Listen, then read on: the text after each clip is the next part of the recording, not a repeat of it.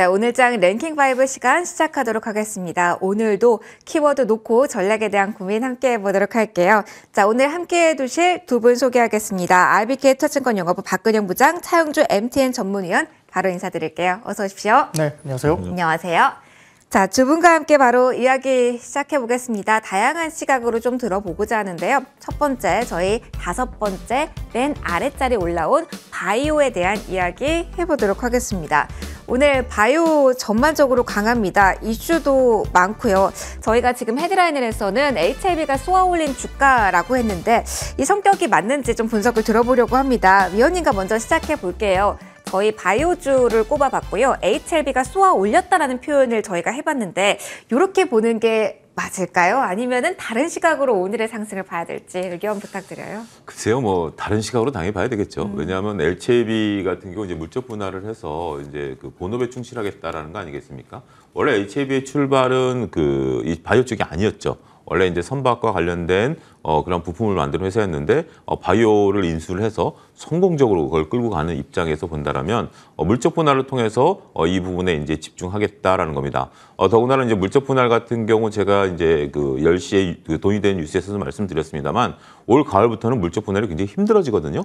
주주 보호 정책을 해야 되기 때문에 그런 부분들 때문에 이제 서둘러서 한 부분들이고 또 한편으로 시장에서 긍정적으로 보는 것은 물적 분할하는 회사를 상장하는 게 아니라 자회사로 두고 있기 때문에 실질적인 가치의 변화는 없다. 이제 회사 입장에서 보면 본업에 이제 충실하겠다라는 거고 다른 또 여러 가지 우리가 이제 상상 가능한 전략들을 짤 수 있는데 그거는 이제 저희가 언급드릴 사항들은 아니다라고 보여지고 이 뉴스는 긍정적이죠. 여기에 이제 덧붙여서 오늘 이제 바이오 쪽이 강한 것들을 보면 이제 탈모 치료제와 관련된 부분들이죠. 지난주부터 뉴스가 나오긴 했는데 특정 종목이 그 치료제에 대한 그러니까 이제 그 완화제를 했다라는 거고 오늘 또 이제 상장된 주식과 관련해서 이제 이런 뉴스들이 나오고 있기 때문에 이쪽은 또 단기 테마가 일단 형성이 된 것 같아요. 아무래도 이 탈모라는 것에 대해서 굉장히 좀 심각한 문제고 이게 이제 효능이 있다라고 한다면 정말 큰 매출을 일으킬 수 있는 부분들이기 때문에 우리가 테마라는 게 단순하게 어떤 작은 기대감 갖고 움직이는 게 아니라 그 테마가 될 정도의 폭발력이 갖고 있냐라는 거죠. 탈모는 충분히 가능합니다. 우리가 이제 주위에 뭐 이쪽에 대해서 고통받으신 분들 뭐 가족분들이 한두 분들 다 계시잖아요. 인류가 갖고 있는 오래된 역사고 오래된 문제이기 때문에 이런 부분들이 해소된다라면 큰 폭발성 있는 이런 재료와 맞물리면서 주가가 움직이고 있다. 이렇게 보는 것이 타당하지 않을까 싶습니다. 그러면은 저희 과거에 대선기간 들썩임 나왔던 그 테마 성격의 탈모조와는 지금은 다른 모습일 것이다라는 관점에서 이제 테마 영역의 초입 공략도 가능하다고 위원님 보실까요? 꼭 그렇지는 않습니다. 그러니까 이제 지금 시장에 있어서 트레이딩 자금이 이제 테마가 되는 거기 때문에 이제 공략 여부에 대해서는 제가 뭐라고 그럴 수는 없고요. 중요한 것은 이게 테마다라는 걸 인식하고 들어가는 거죠. 테마다라고 인식하고 들어가는 거와 테마다라고 인식하지 않고 들어가는 건 다르죠. 이게 언제 끝날지는 아무도 모릅니다. 지금 뭐 챗GPT에 대해서 펀드멘탈로 보시는 분들도 있고 테마다라고 보시는 분들도 있는데 테마다라고 본다라는 그 전제는 그거죠. 이 테마가 언제인지 끝날 가능성이 있고 끝나면 내가 손절한다라는 거고 이게 지금부터 이게 뭐 탈모 치료제들이 이제부터 시작이다. 이렇게 접근하기에는 조금 어폐가 있지 않나 싶습니다. 알겠습니다.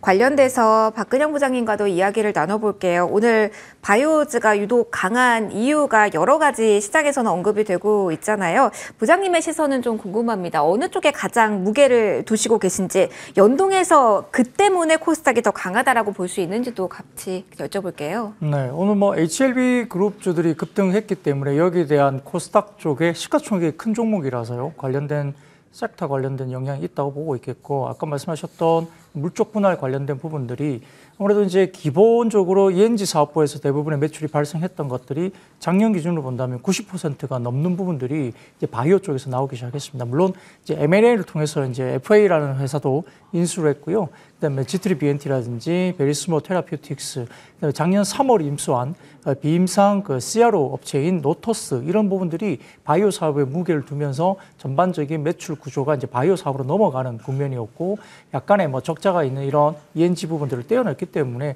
사실은 어떤 쪽으로 이제 방향을 명확하게 잡고 간다는 쪽은 충분히 긍정적일 수 있습니다. 더군다나 미국에 관련된 부분에서 FDA 관련된 신약 허가 신청 전 프리 NDA 관련된 여러 가지 이슈들이 또 모멘텀을 좀 갖고 있다는 점에서도 주목을 받고 있고요. 더군다나 이제 일부 또 뉴스를 좀 보면 약간 공매도를 어느 정도 이제 좀 약간 거꾸로 말면서 이 쇼커버가 또 오늘 급등을 좀 일으킨 거 아니냐라는 추정을 할 수 있는 기사도 좀 나오고 있기 때문에 이런 부분들 좀 눈여겨봐야 될 것 같고요. 다만 지금 오늘 보면 뭐 한미약품 그룹도 굉장히 좋습니다. 네. 그리고 이제 셀트리온 그룹도 괜찮고 그다음에 지금 삼성바이오로직스도 최근에 이제 밴드 관련된 바닥권에서 좀 올라오고 있는 모습이기 때문에 박스권 바닥에서 올라온 부분들 최근에 제약바이오 섹터가 별로 이렇게 크게 주목을 못 받았던 섹터 중에서 이제 좀 돌아오는 순환매 장세가 또 있는 것 같고요. 또 마지막으로 아까 말씀하셨던 우리 이제 그 탈모 관련된 이슈는 지난주에 아마 그런 이슈가 하나 있었던 것 같아요. 지금 서울시에서 서울시 청년 탈모 치료비 지원 조례 제정안이 입법 예고가 됐습니다. 이게 뭐냐면은 그 서울시에 3개월 이상 거주한 19세 이상 39세 이하의 탈모 증상이 있는 청년을 대상으로 경구용 치료제 관련된 구매를 위해서 본인이 부담한 금액 일부를 서울시가 지원할 수 있는 어떤 근거를 마련하는 입법입니다.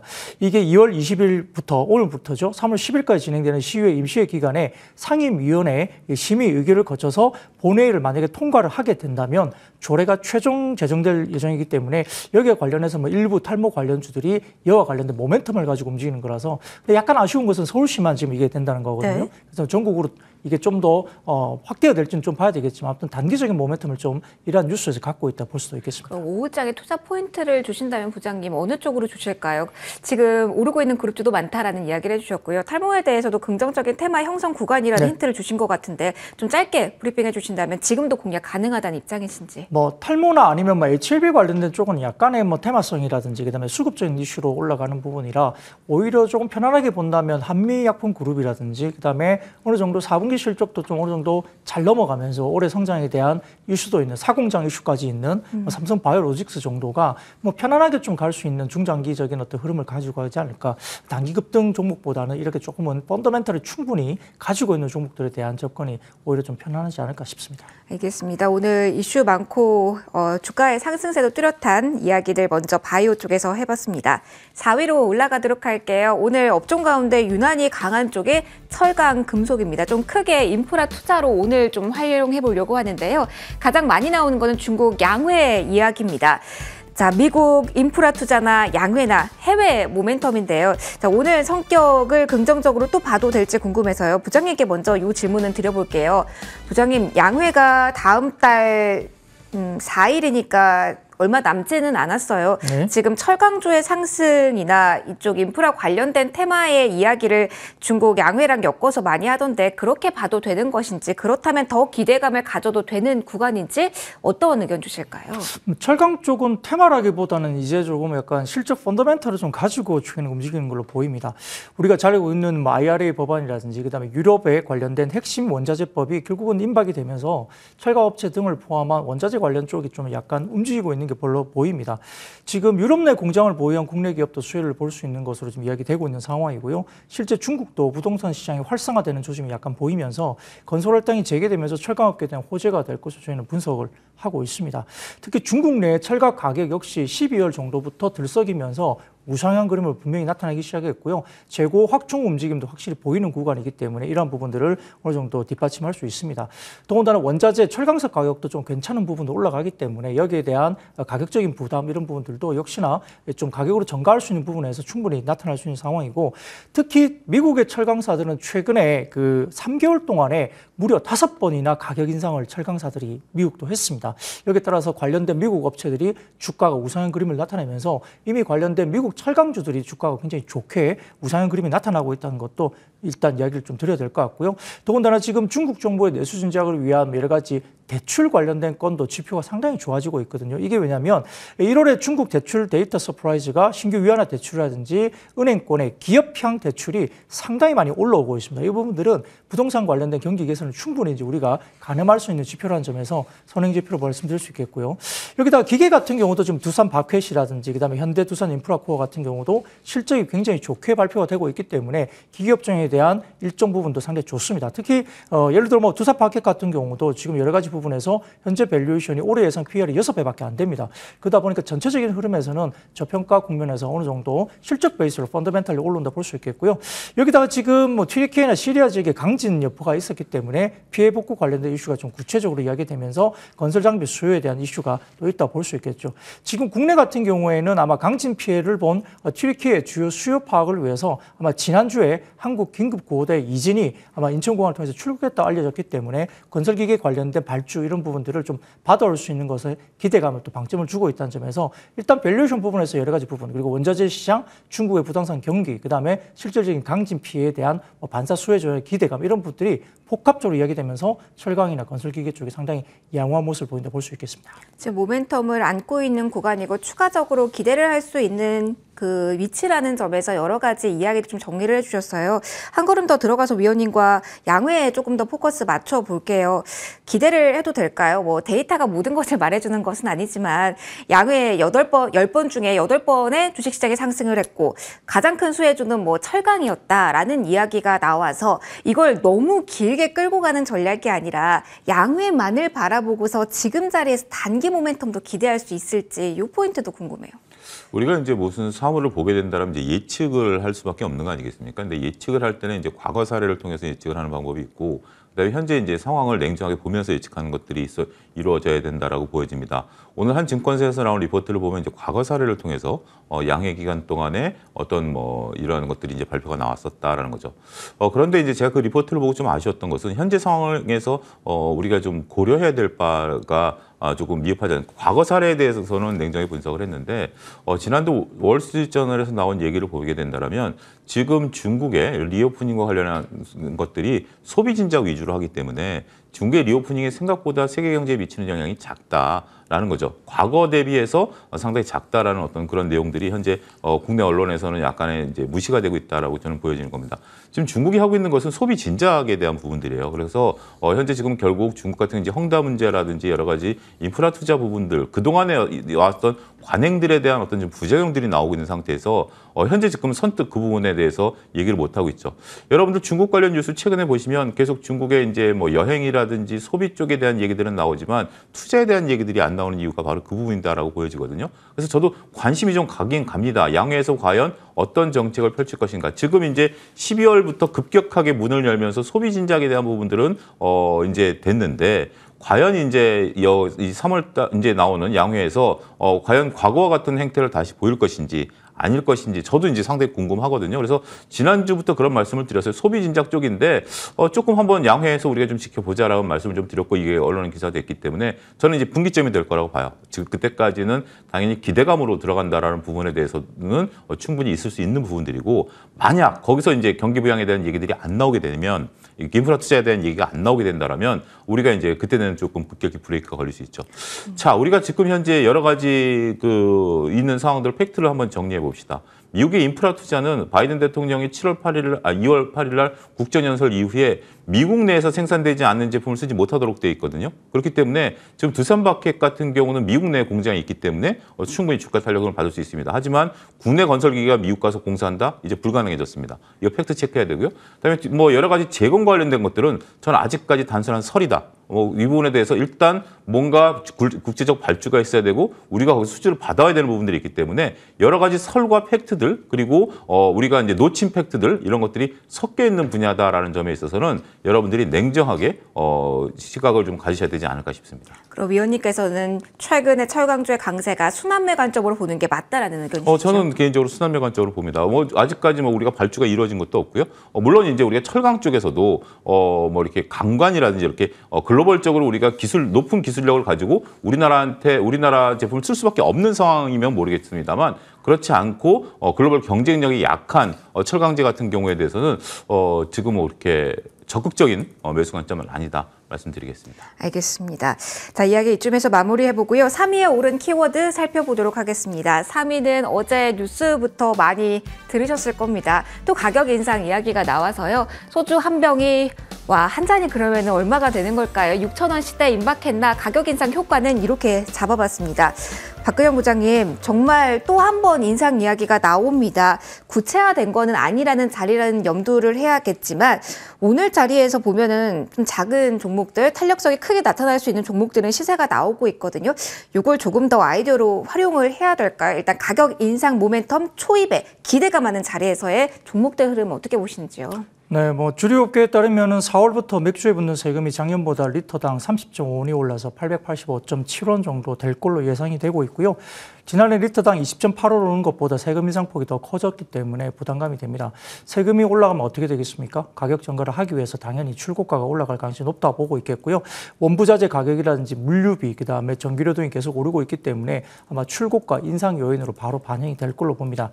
지난해 맥주라든지 소주 등 뭐 술값이 준전히 일상됐기 때문에 아마 주류 물가가 외환위기 이후 최고 상승률을 기록했다고 전해지는데 소주와 맥주뿐만 아니라 다른 주류 물가도 대부분 상승하면서 양주도 4.2% 양상승하면서 2013년 4.8% 상승 이후에 최고치까지 많이 올랐다 볼 수 있습니다.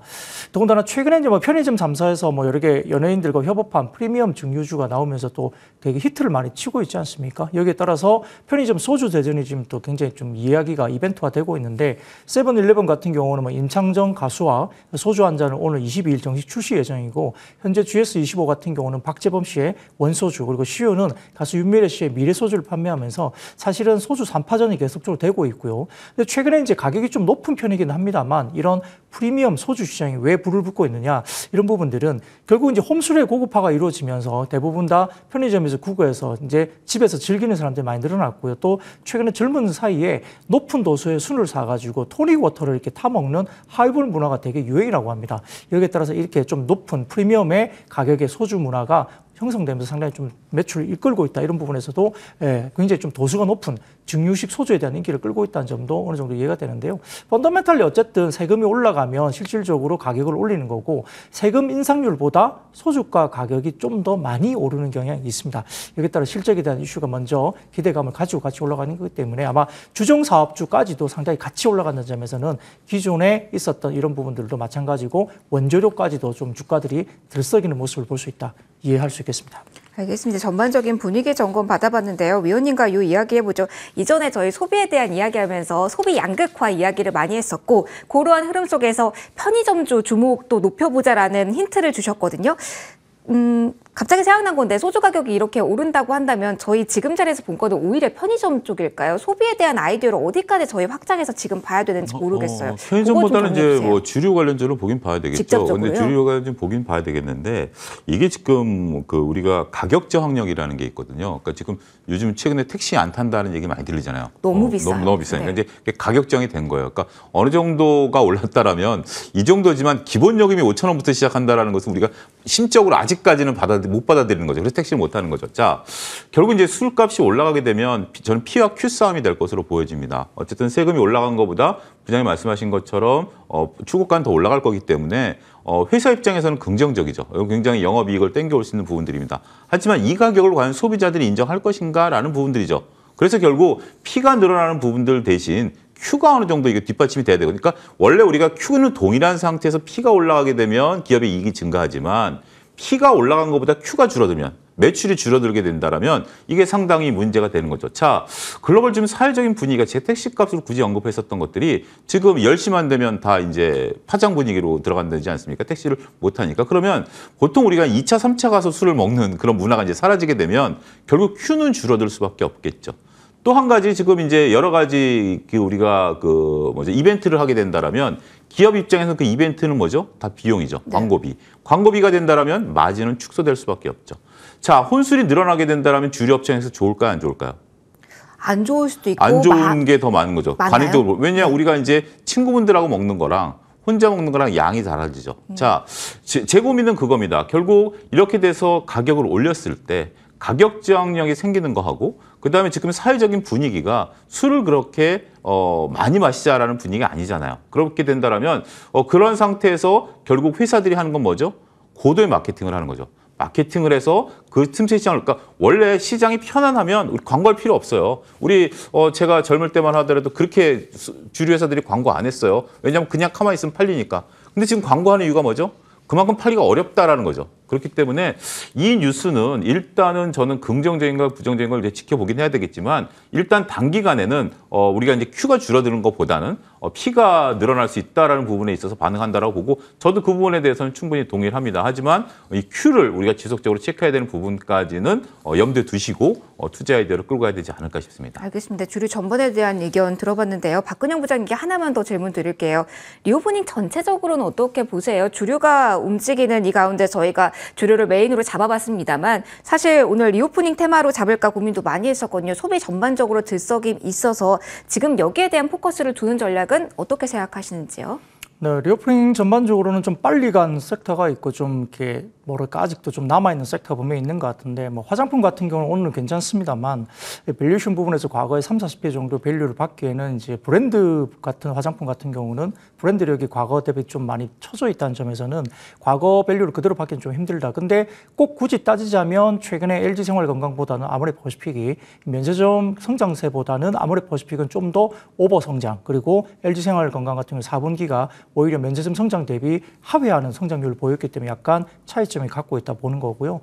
화장품 전반적인 흐름에서는 OEM, ODM사 같은 경우에 LG나 아모레퍼시픽이 좀 올라와야만이 같이 따라가기 때문에 이런 부분들 그리고 색조 부분들이 상당히 좀 마스크를 벗으면서 상당히 좋아지는 부분들이 좀 지켜보자는 거고요. 그래서 색조 관련 쪽으로 조금 집중을 하는 것 같고 그다음에 최근에 보면은 이게 멀티 브랜드 샵 스토어 해가지고 MBS라고 불립니다. 이런 부분들이 지금 올리브 영 같은 경우가 상당히 많이 성장하고 있고 미국 같은 경우도 울트라 뷰티 그다음에 세포라 이런 1, 2위 업체들이 결국 강해지면서 MBS 스토어가 상당히 많이 커지고 있습니다. 그렇게 되면 여기에 따른 큰 브랜드사보다는 아마 중소형 브랜드의 약진이 상당히 강해진다는 점에서 국내도 중소형 브랜드사 중심 보시면 좋을 것 같고 더군다나 뭐 항공사나 이런 부분도 턴어라운드 나오는데 주가가 먼저 좀 올라서 약간 부담스러운 부분이 있겠습니다만 방향성은 맞다는 점에서 2024년 정도까지 보시고 조정 시 조금 분할로 중장기로 보시면 좋을 것 같고요. 제일 좋아 보이는 것은 사실 제가 보기에는 미용기기 쪽입니다. 확실히 지금 최근에 제이시스 메디칼, 그다음 비올, 뭐 클래시스 등등 지금 루트로닉 포함한 여러 가지 부분에서도 원택도 마찬가지고 상당히 미용기기 쪽은 굉장히 수출 지표도 좋고 국내에 대한 수요도 좋습니다. 여기에 따라서 탄탄한 쪽은 가장 실적이 견비되면서 어느 정도 굉장히 좀 탄탄한 흐름을 보이고 있는 미용기기 쪽을 좀 더 집중해서 볼 필요가 있겠습니다. 소비 키워드를 어떻게 투자 아이디어 확정하면 좋을지에 대한 팁까지 들어봤고요. 저희 다음으로 넘어가겠습니다. 2위에 주주 환원을 저희가 키워드에 올라놔 봤습니다. 행동주의 펀드들의 광복 행보가 이어지고 있죠. 오늘도 다음 타겟은 여기더라 하는 뉴스에 들썩임 나왔고요. 주주 환원을 하지 않겠다라는 이야기를 한쪽은 많이 좀 미끄러져 내려가고 있습니다. 의견 좀 들어보죠. 위원님. 다음 타겟은 여기다라고 해서 최근 이게 정책이 풀어져서인지 이렇게 행보들이 더욱더 가속화되고 있는데 어떻게 봐야 되는 겁니까? 오늘은 정말 이렇게 흐름이 빠른 가운데서 이렇게 시세가 나오는 거 보면은 많이 헷갈리실 것 같아서 위원님 조언 부탁드려요. 행동주의 펀드가 본인의 입장을 밝힌다라는 자체가 조금 난센스 아닐까요?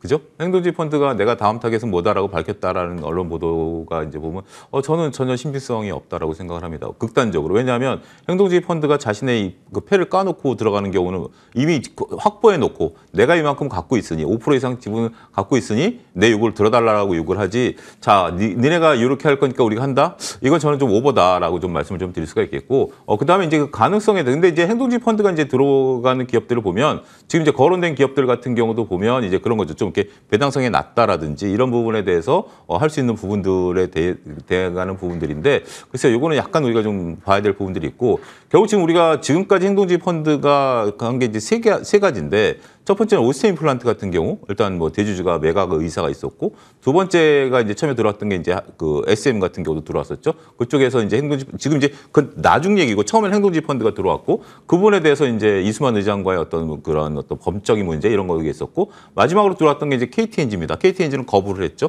행동주의 펀드의 의견을 거부를 해가지고 들어갔던 거죠. 첫 번째, 두 번째는 약간의 어떤 뭐 증권가에서는 자금이 들렸던 기업들이고 이런 것들을 행동주의 펀드가 정확히 파고 들어가서 그들의 이익을 행동주의 펀드라는 게 뭐죠? 펀드는 투자자들의 돈을 모은 거예요. 모아가지고 결국 자신들의 이익을 극대화하는 건데 이익을 극대화하기 위해서 회사가 약간의 위크 포인트가 있는 걸 깨고 들어가는 거거든요. 그런 부분에 있어서 이제 거론이 되는 거다라는 점에 있어서 행동주의 펀드가 지금 오늘 거론됐던 기업에 대해서는 여러분들 따라가시기에는 좀 위험하다라는 거죠. 자, 제가 두 번째로 말씀드리고 싶은 것은 하나솔루션입니다. 하나솔루션 같은 경우 저는 적공 스트로크 바이 매수 의견입니다. 아, 적극 매수. 예, 앞으로 적극 매수 3년간 의견입니다. 뭐 하지 않겠다고 예, 했는데도. 이런 뉴스라면, 그러니까 네. 하나솔루션에 대한 어떤 지금 현재 주가 수준이 높냐 낮냐라는 게보다는 이렇게 배당을 안 한다라고 해서 빠졌다라는 건 적극 스트롱 바이 매수입니다. 왜냐하면 지금 하나솔루션 같은 경우 이익이 났는데 잉여 현금 흐름이 없는 거예요. 왜냐하면 이거를 가지고 배당을 주는 게 아니라 내부에 유보해서 투자하겠다라는 거 아니겠습니까? 이익이 나면 배당을 준다라고 생각은 이익은 어떻게든지 쓸 수 있는 거예요. 하나는 배당을 준다라는 것은 돈을 회사 밖으로 빼내는 거고요. 배당을 주지 않는 건 회사 내에 유보하는 거죠. 자, 하나솔루션 같은 경우는 지금 미국에다 막대하게 투자를 해야 됩니다. 그러면 이익이 난 걸 배당을 주고 투자하는 돈은 대출을 받아서 해야 되는 건가요? 그건 아니죠. 그래서 여러분들의 투자 성향에 따라서 단기적인 트레이딩 관점에서 보신다면 매도하시는 게 맞고요. 내가 정말 가치 투자자고 이 회사와 같이 동행해서 이 회사가 하게 된다라면 나 지금 돈이 있는데 이거 지금 우리가 기계 설비 사야 되고 하니까 조금만 기다려줘. 기다려줄 수 있으셔야 됩니다. 그렇기 때문에 저는 이 하나솔루션에 오늘 배당이 없다라는 뉴스에 주가 빠지는 것은 가치 투자자들에게는 정말 좋은 소식이다 이렇게 말씀드리겠습니다. 강력하게 말씀해 주셨어요. 박근영 부장님의 의견도 궁금하네요. 하나솔루션 많이 벌었는데 무배당 이런 헤드라인들이 많이 깔리고 있고요. 낙폭 줄이는 듯 했다가 다시 커지고 있거든요. 어떤 의견이세요?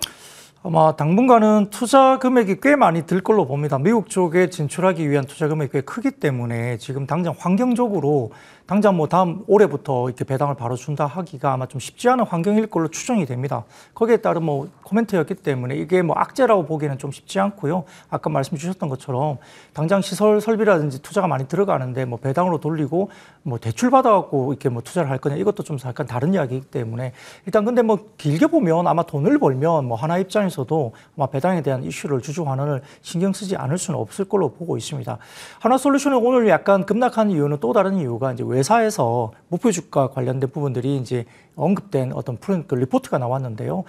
지난 뭐 금요일 종가 수준하고 거의 비슷한 목표 주가를 제시하면서 약간의 태양광 관련된 이슈가 어느 정도 좀 반영된 가격이 아니냐 이렇게 코멘트를 좀 낸 외사 리포트가 또 나왔었습니다. 그러다 보니까 이제 연계되면서 다소 조금 이제 낙폭이 좀 더 커지고 있다 볼 수 있는 상황이고요. 뭐 추후에 뭐 하나솔루션이 어떻게 뭐 배당을 할 것이냐 부분들은 2, 3년 뒤의 일은 저희들도 모르는 거기 때문에 당장 이 부분만 놓고 본다면 좀 아쉬운 부분은 있겠습니다만 아마 성장이라든지 실적이나 이런 부분들은 어느 정도 긍정적으로 지금 저희가 추정을 하고 있기 때문에 많이 빠진다면 한번 우리가 기회를 볼 수도 있겠고요. SBS 같은 경우는 사실은 뭐 코로나19 시절 같은 경우 상당히 좀 어느 정도 적자 이전에 뭐 적자 부분도 있었고 약간 올라오는 부분도 있었지만은 작년 영업이익이 1,800억 수준입니다. 아마 최근에 2, 3년 정도 본다면 영업이익이 3배 정도 넘게 늘어난 상태이기 때문에 어느 정도 실적 부분에서는 12개월 선행 PER 관련된 부분들이 5.8배, 근데 6배가 좀 안 됩니다. 근데 지금 스티어 드래곤 같은 경우는 30배 가까이 되고 있고 컨텐츠리 중앙이 뭐 38배 정도로 거래가 되고 있기 때문에 피어 그룹 때문에 너무 싼 거 아니냐에 대한 이슈가 있어서 아마 이런 이야기가 나오는 것 같고요. 아까 말씀드린 것처럼 온라인이 이제 구체적인 이야기를 한 건 아니기 때문에 추정 기사기니까 아마 이렇게 너무 이제 피어 그룹들이 싸고 이런 부분이 있기 때문에 아마 주주 가치에 대한 부분에서 뭔가 행동할 수 있는 환경은 아니냐라고 이제 시장은 추정을 하는 것 같아요. 그래서 근본적으로 봤을 때는 아마 논의가 됐던 관련해서 아마 이런 부분들이 저평가된 부분들이 또 주목을 받고 있는 것 같고요. 더군다나 지금 최근에 작품 수가 상당히 많습니다. 그리고 일단 공중파가 OTT 관련해서 상당히 좀 개방적인 정책을 쓰고 있다는 점이 상당히 밸류에이션 오버를 위한 부분도 최근에 상당히 주목을 받고 있는 상황이고 또 새로 시작한 그 드라마죠. 모범택시 두 번째 이야기가 지금 주말부터 상영했는데 지금 12.1% 시청률이 굉장히 높기 때문에 또 주목을 받을 수 있는 시점으로 볼 수 있겠습니다. 알겠습니다. 주주 가치 키워드를 놓고 전략 고민 함께 해봤고요. 가장 위에 올라온 키워드 마지막으로 살펴보도록 하겠습니다. 2차전지에 대한 이야기는 오늘 어떻게 해봐야 될까요? 질문 위원님께 던져볼게요. 오늘 성격을 좀 어떻게 봐야 될지 좀 여쭤보려고 해요. 일단 셀업체가 내리는 건 지수 좀 연동이라고 봐야 되는 건지 아직까지 2차전지에서 빠져나가는 게 아니라 그 안에서의 순환매라고 봐야 되는지 요 자금이동 관점에서의 이야기 좀 들려주세요. 예, 그렇습니다. 2차전지는 뭐 강력한 테마고 이건 뭐 꾸준히 갈 분야고 이제 단기간에 조금 올라왔었다라는 부담들이 일부 종목들이 있는 건 사실이지만 끝날 때 끝나지 않은 지금 그런 것 같아요. 지금 시장의 특징은 뭐냐면 단기간에 급등했었던 종목들이 바로 이제 급락을 시현하는 게 아니라 이것이 좀 오래 이제 움직이고 있다라는 거죠. 일부에서는 뭐 여전히 강력한 신호다라고 이제 더 간다라고 보는 그런 것들도 있고 오히려 버티기 때문에 그렇고 한쪽에서는 여전히 조금 경계감을 좀 나타내고 있는 것들이 보이는데 저는 일단 경계감은 시작됐다라고 보긴 해요. 그래서 일부 오늘 뭐 대장주들이 좀 밀리고 일부 뭐 소재들도 좀 밀리고 하는데 뭐 SKC 관련해서 이제 또 뉴스가 나와서 또 관련해서 움직임들도 있는 것들이고 근데 이거는 어떤 이거 하나를 가지고 이 주가를 그렇게 꾸준히 올리는 게 아니라 이게 점점 좀 모아가는 그런 것들이고 그래서 장기적으로 이제 좋다라는 것들이고요. 지금은 결국 순환매들이 좀 빠르게 돌고 있는 그러한 국면으로 이해를 해야 되지 않을까 싶습니다. 그럼 이전에 삼성 SDI나 뭐 LG화학 종목에 대해서 관심 주신 적이 꽤 있잖아요, 위원님. 지금 자리에서 이렇게 빠질 때가 모아갈 그 타이밍이라고 보시는 거죠? 단기간에 급등을 했고 하루 이틀 급하실 필요는 없습니다. 충분히 여러분들 이 종목들은 저는 중기적으로 여전히 살아있다라고 보여지고 중기적으로 본다라는 것은 좀 기다리시면서 느긋하게 구매하시면 되죠. 뭐 하루 이틀 빠졌다라고 해서 뭐 당장 그 관점 뭐죠? 오늘 떨어졌을 때 사야 내일 올라갈 때 내가 뭔가 좀 마음을 한다. 근데 내일 올라갈 수 있다? 이거 쉽지 않아요. 요즘은 마음이 좀 많이 급하실 것 그래요. 같아서요. 많은 분들이 네. 조금 급해지셨어요. 정말 급해지셨는데 그럴 뭐 지나고 보면 그러니까 불과 한 일주일 전만 해도 이거 못 샀어라고 이제 막 하셨죠. 근데 지금 보니까 뭐 떨어지네. 그럼 또 사야 되는 거 아니야? 항상 마음은 급하지만 좋은 종목은 조금 기다리셔도 되지 않다. 항상 기회는 온다. 말씀드리겠습니다. 2차 전지주에 대해서는 중기적 시각을 가져보자라는 조언까지 받아봤습니다. 자, 오늘 여기서 마무리하도록 할게요. 5가지 이슈에 대한 전략 고민 함께 해봤는데요. RBK 투자증권연구원 박근영 부장, 차영주 MTN 전문위원의 의견 들어봤습니다. 두 분 소중한 의견 고맙습니다.